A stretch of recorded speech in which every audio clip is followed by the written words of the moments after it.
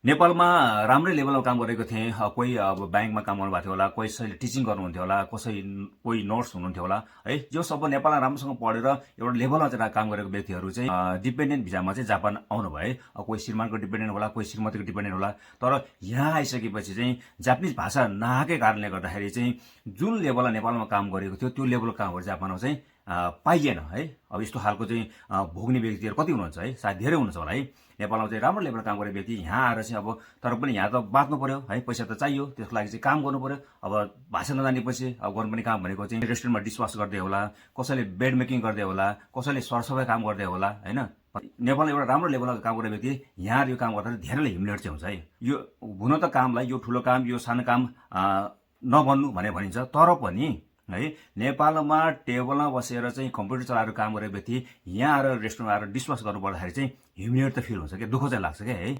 सायद त्यो धेरैले भोगेको कुरा हो होइन, भन्ने नभन्ने आफ्नो ठाउँबाट, तर मनमा चाहिँ धेरै लागेको हुन्छ कि बेकार आएछु, किन आएछु, कुन लेभलमा काम गरेर चाहिँ यहाँ म कुन लेभलमा गरेर आएको छु भनेर है।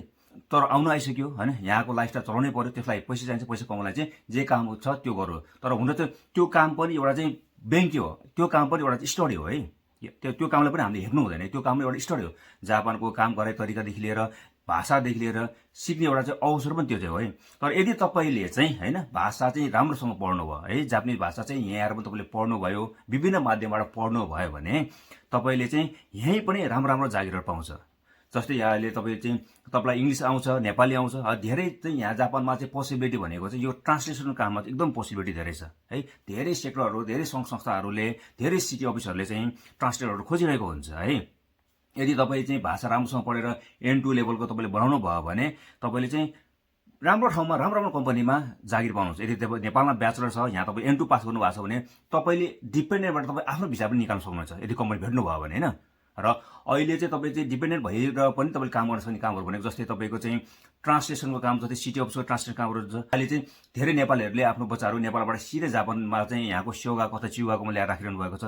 त्यो बच्चाहरूलाई जापानिज भाषा आउँदैन, त्यो बच्चाहरूलाई चाहिँ जुन भाषाको सपोर्टको लागि पनि धेरै टिचरहरू खोजिरहेको हुन्छ। यदि तपाईँको भाषा राम्रो छ भने त्यो काम गर्न पाउनुहुनेछ है।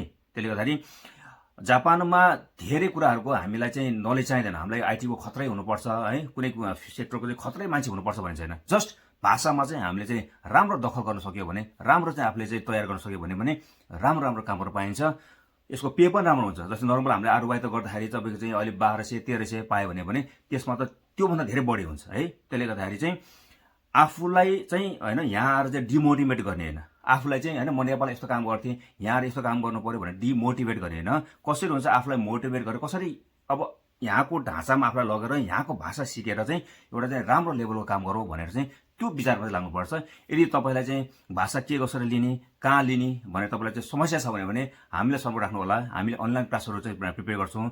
नेपाली टिचरदेखि लिएर जापानिज टिचरले पनि हाम्रो क्लासहरू लिइरहनु भएको छ। तपाईँले चाहिँ समय निकालेर क्लास लिएर होइन जापानिज भाषा राम्रोसँग सिक्नुभयो भने जापानको भविष्य राम्रो छ है त। Thank you.